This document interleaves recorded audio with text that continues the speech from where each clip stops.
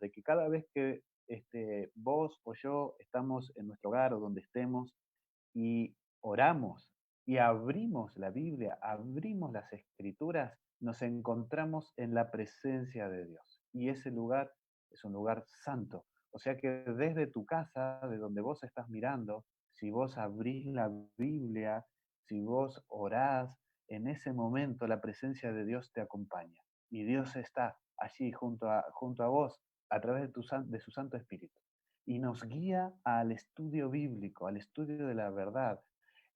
Dios tiene un mensaje personal para darte cada vez que abrimos la Biblia. Y por eso que es tan importante orar y pedirle a Dios que abra nuestro entendimiento a través del Espíritu Santo para que el mensaje de esta mañana venga de parte de Él. Y ese es mi deseo, que a través de este estudio de la Biblia, el Señor me hable a mí en primer lugar y pueda hablarte a vos también.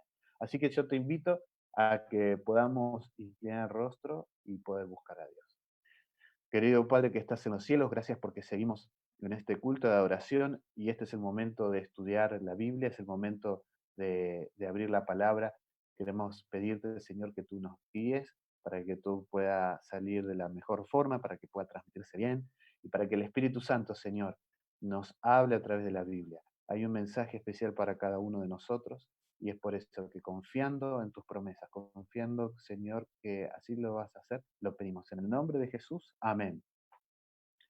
Bueno, el tema en tus promesas, confiando, Señor, que el tema de esta noche, de esta mañana, es el juicio. Bueno, el tema, el título es el juicio investigador. De esta mañana, esperanza o miedo. Bueno, el tema, ¿miedo o esperanza? Es el juicio. ¿Cuál es? Investigador. De esta mañana, ¿esperanza o miedo?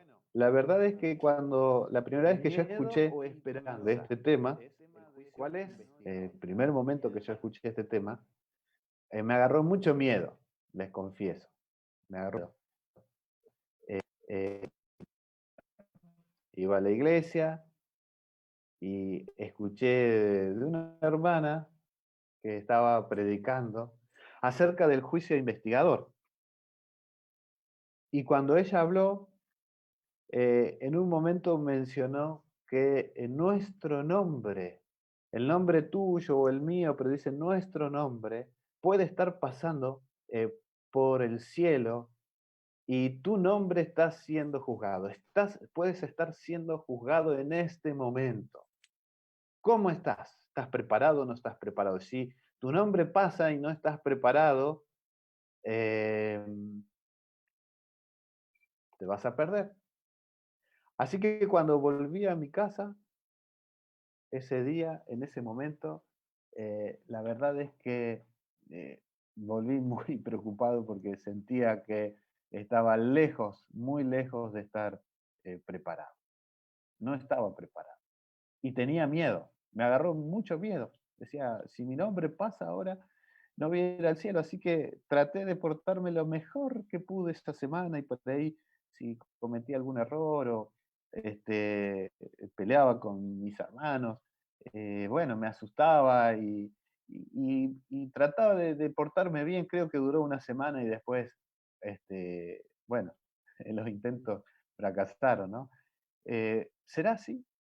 ¿Será así? Mucha gente cree eso, que el juicio investigador, tu nombre puede pasar ahora por el cielo, y si no estás preparado, la sentencia es determinada y ahí queda si podés ser salvo o estar perdido. Pero bueno, la Biblia nos habla acerca de otra cosa. Nos habla de un juicio. La Biblia nos habla de un juicio. Constantemente la Biblia está hablando acerca de un juicio. Ya desde el libro de Génesis. Voy a compartir pantalla para que nosotros podamos ver algunos textos que aparecen allí en Génesis, capítulo 3, versículo 9, 10 y 11. Y es un texto que nosotros conocemos, que hemos visto varias veces. Dice, pero Dios el Señor llamó al hombre y le dijo, ¿dónde estás? El hombre contestó, escuché que andabas por el jardín y tuve miedo porque estoy desnudo, por eso me escondí. ¿Y quién te ha dicho que estás desnudo? Le preguntó Dios. ¿Acaso has comido del fruto del árbol que yo te prohibí comer? En Génesis 4, en la historia de Caín y Abel y el asesinato de Abel por parte de Caín, Dios le pregunta, ¿dónde está tu hermano? Génesis 17 y 18, Sodoma y Gomorra. ¿Qué está haciendo Dios allí? Está investigando. En Génesis, con Adán, ¿qué lo vemos hacer a Dios? Investigando, le pregunta, ¿dónde estás? ¿Quién te ha dicho que estás desnudo?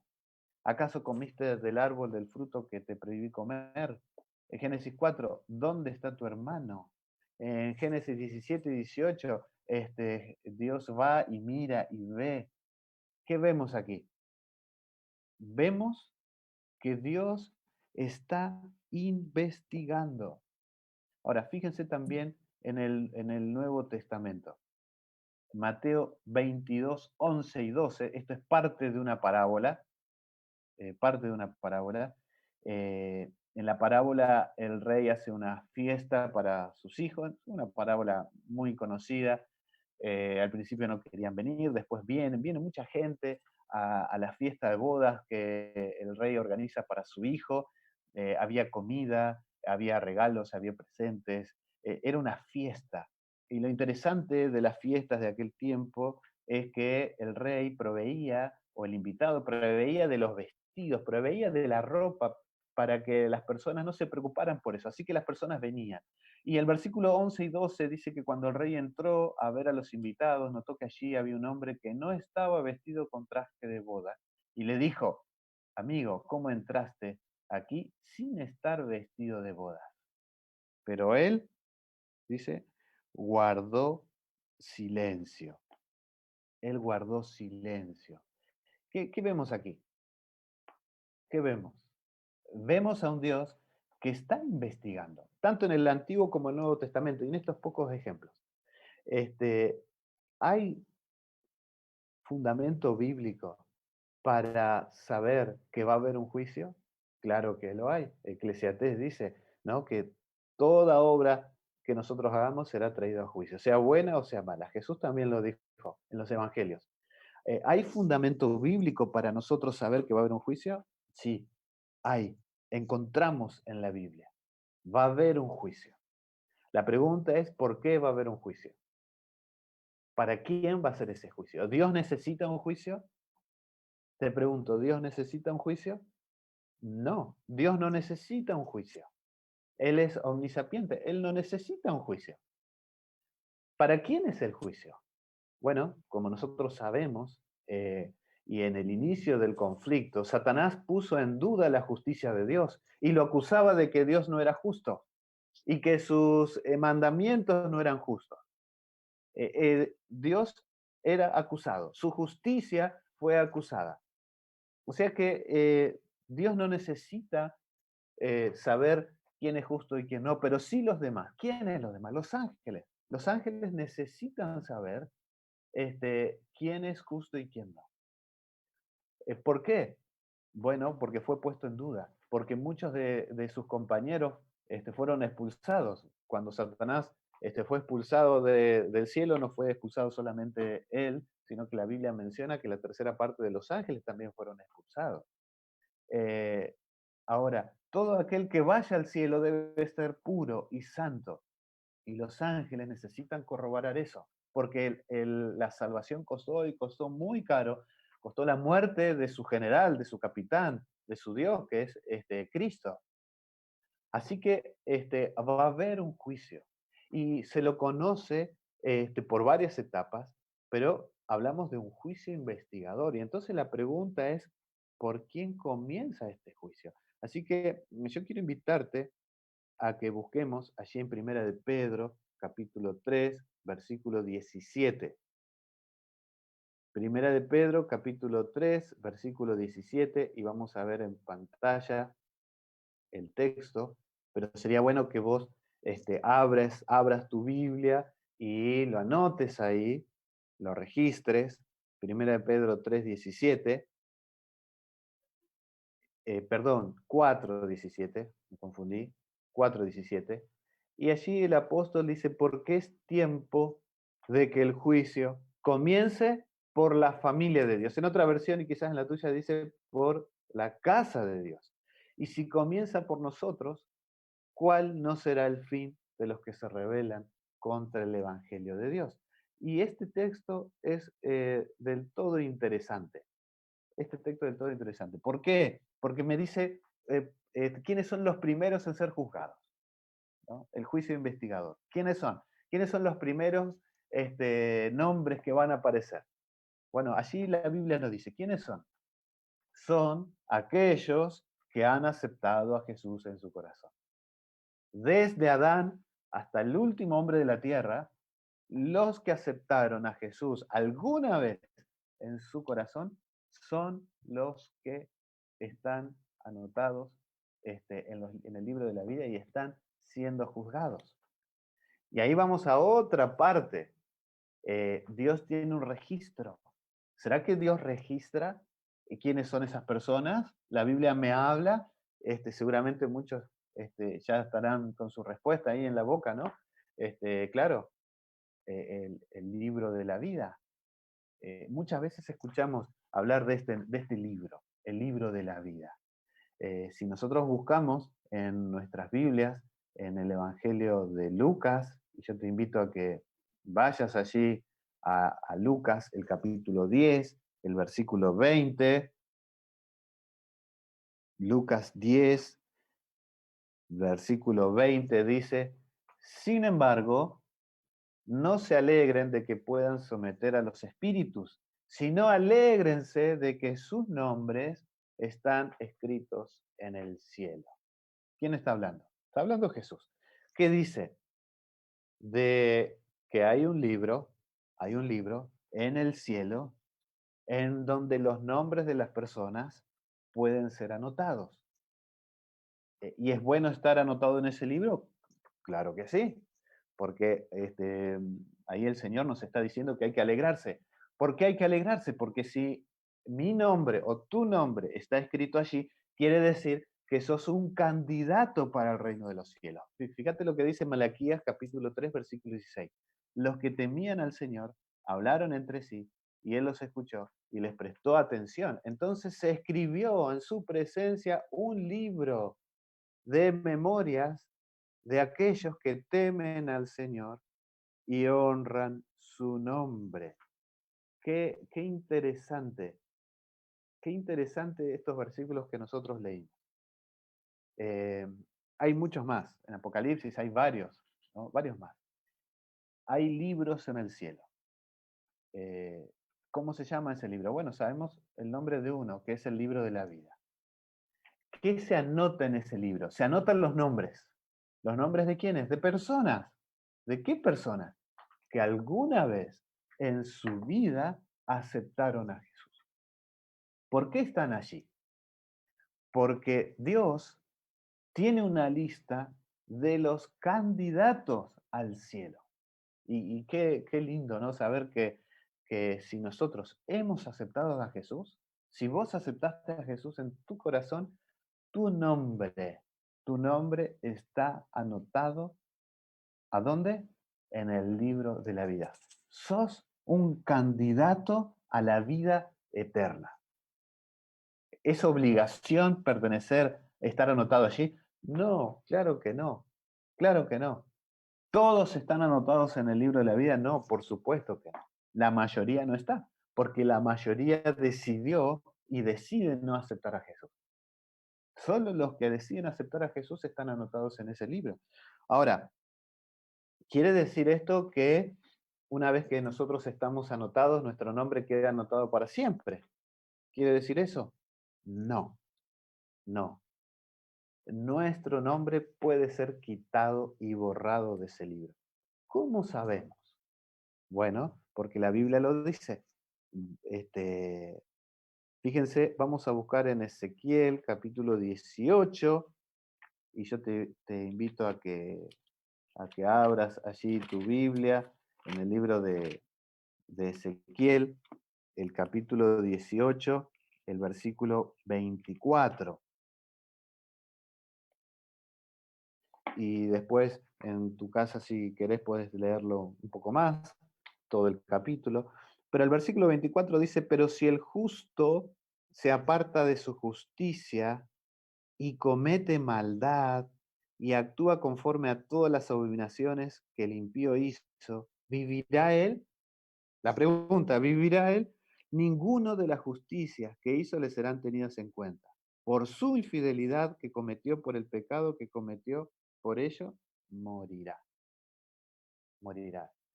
O sea que el que fue justo no significa que siempre va a ser.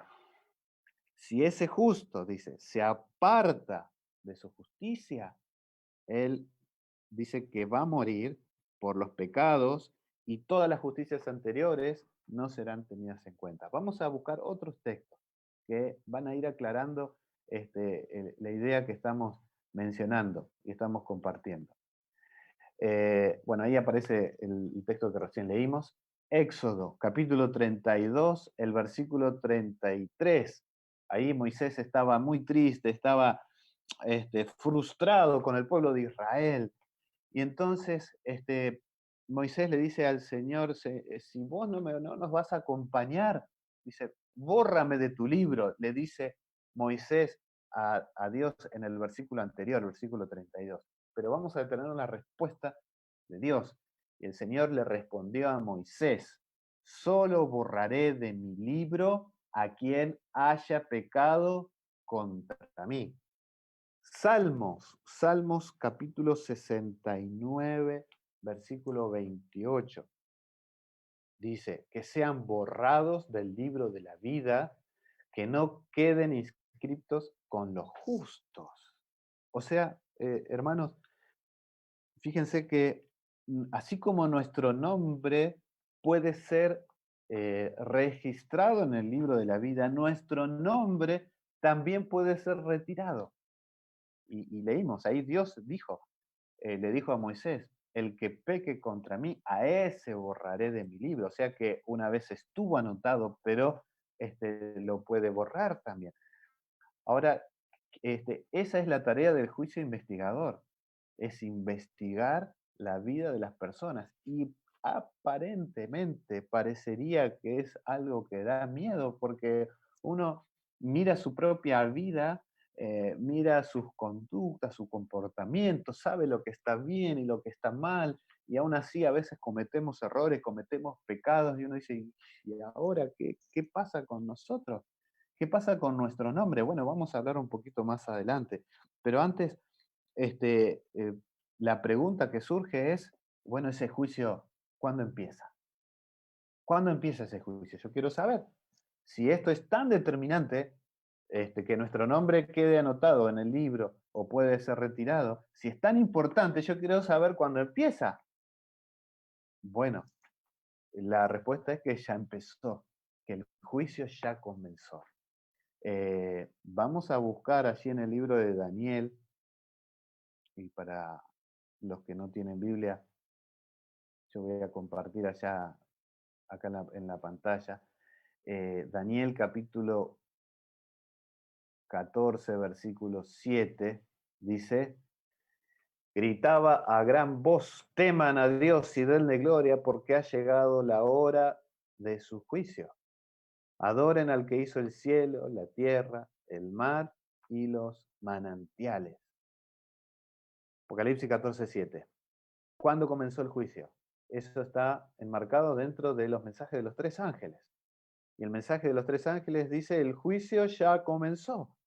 Daniel, capítulo 9, del versículo 7 al 11. El versículo 9 dice, mientras yo observaba esto, se colocaron unos tronos y tomó asiento un venerable anciano. Su ropa era blanca como la nieve y su cabello blanco como la lana. Su trono con sus ruedas centellaban como el fuego. De su presencia brotaba un torrente de fuego. Miles y millares le servían, centenares de miles lo atendían.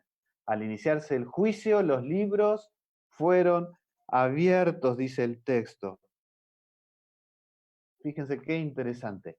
Este contexto del capítulo 9 de Daniel, el versículo 9 al 11, nos hablan dentro de la visión de las cuatro bestias. de los 4 reinos.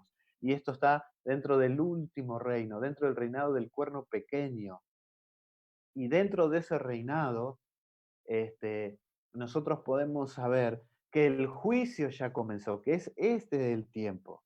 Daniel 8:14 habla acerca de que el santuario sería purificado después de 2300 tardes y mañanas y el santuario iba a ser purificado. Y nosotros entendemos, hermanos, que esa profecía de los 2300 años, y ya lo hemos estudiado, terminó en 1844, es el momento en donde empieza el juicio investigado.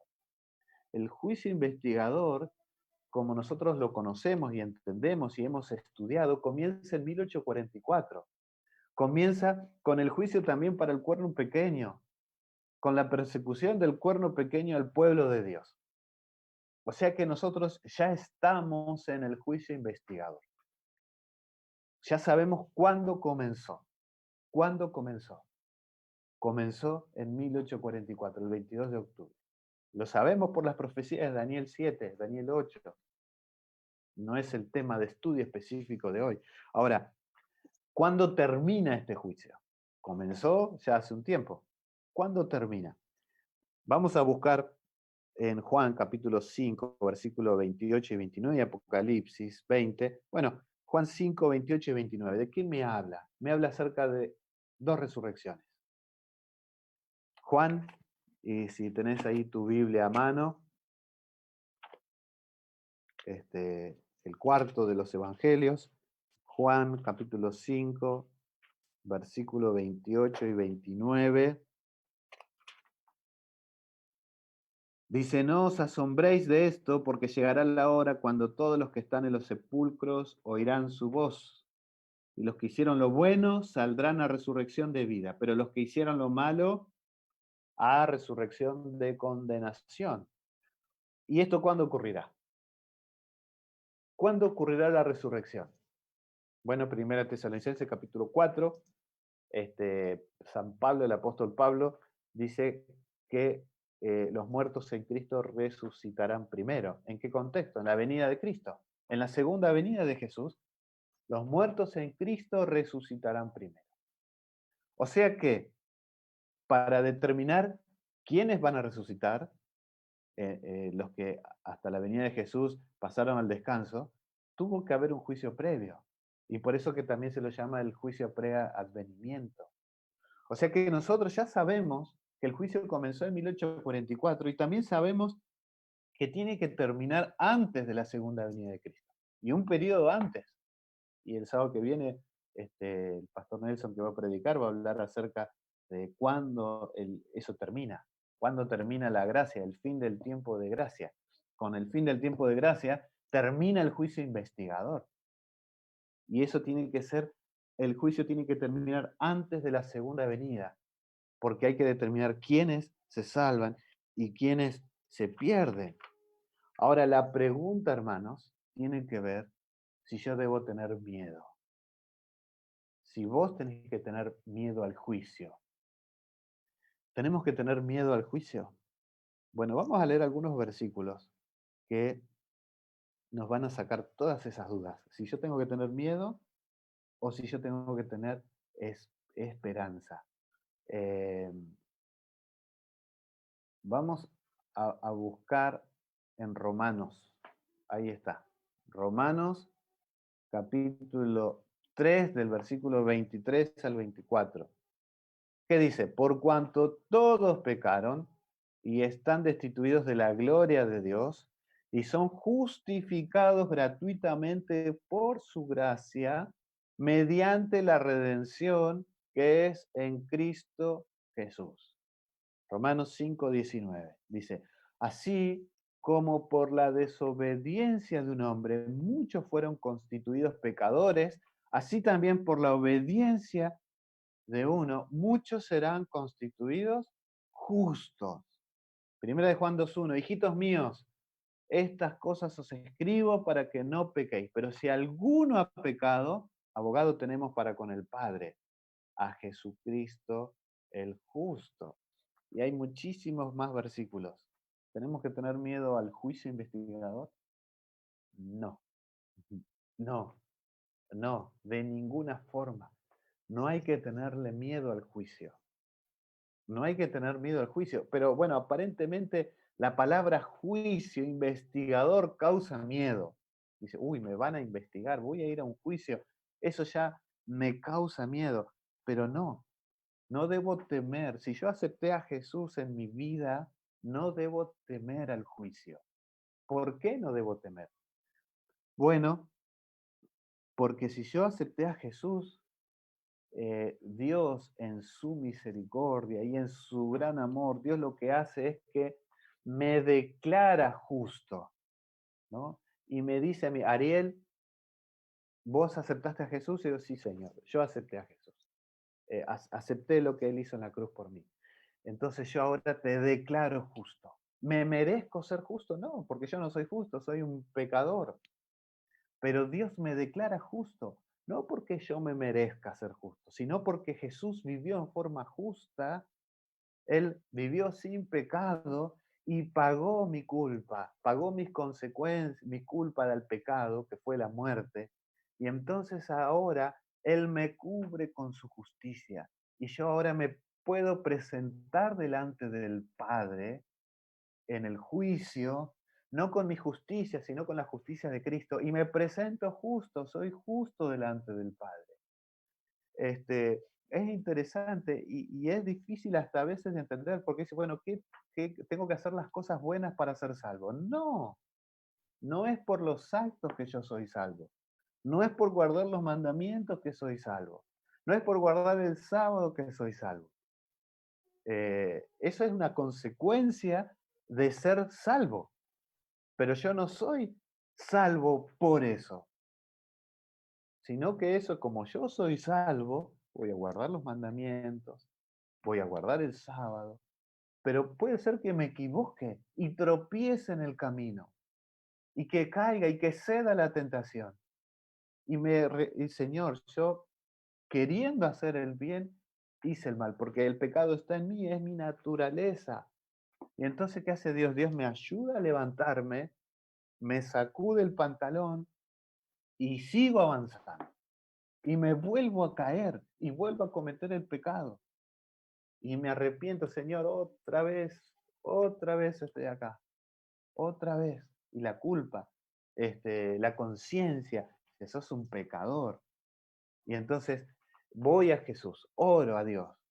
Señor, he pecado otra vez. ¿Y qué hace Dios? Otra vez me levanta, me sacude y yo continúo. ¿Cuántas veces me caigo? Siempre. Dios nos ve intentando llegar a la eternidad, intentando el camino cristiano, yendo a la meta, como dice Pablo, buscando, yendo a la meta, camino hacia la meta. Y en ese caminar hacia la meta, en esa maratón que yo estoy haciendo, dice, prosigo a la meta, me tropiezo, me caigo, pero a su vez me levanto, no por mi fuerza, sino por el Espíritu Santo. ¿Le tengo que tener miedo al juicio? No, no le tengas miedo al juicio. ¿Por qué? Porque Jesús es nuestro abogado. Nosotros leímos 1 de Juan 2:1. Hijitos, no pequen, no pequen. Claro que no hay que pecar. Jesús, cuando le trajeron a la mujer adúltera, dijo, vete y no peques más. ¿No? Pero Juan dice, pero si pecan, abogado tenemos, a Jesucristo el justo, porque Él es el que me declara justo y yo comienzo la vida de santificación. ¿Eso cuándo ocurre? Ocurre cuando acepto a Jesús y ocurre cada mañana que yo busco a Dios en oración, lo busco en el estudio de la palabra. Ahora, eh, hay un, hay un texto para, vamos a leer el último texto. Es un texto que a mí me llegó muchísimo. Está en Zacarías, Zacarías capítulo 3. Y yo te aconsejo que lo busques en tu Biblia y lo marques. Zacarías capítulo 3. Es una visión del profeta. Y nosotros lo vamos a ver en pantalla. Zacarías capítulo 3. El texto dice, luego me mostró al sumo sacerdote, Josué, el cual estaba delante del ángel de Jehová. mientras el Satán estaba a su mano derecha para acusarlo. Entonces dijo Jehová a Satán, Jehová te reprenda, Satán. Jehová ha escogido a Jerusalén, te reprenda. ¿No es este un tizón arrebatado del incendio? Josué, que estaba cubierto de vestiduras viles, permanecía en pie delante del ángel. Habló el ángel y ordenó al que los que estaban delante de él, quitadle estas vestiduras viles. Y a él dijo, mira, que he quitado de ti tu pecado y te he hecho vestir de ropas de gala. Después dijo, pongan un turbante limpio sobre su cabeza. Pusieron un turbante limpio sobre su cabeza y lo vistieron de gala, y el ángel de Jehová seguía en pie.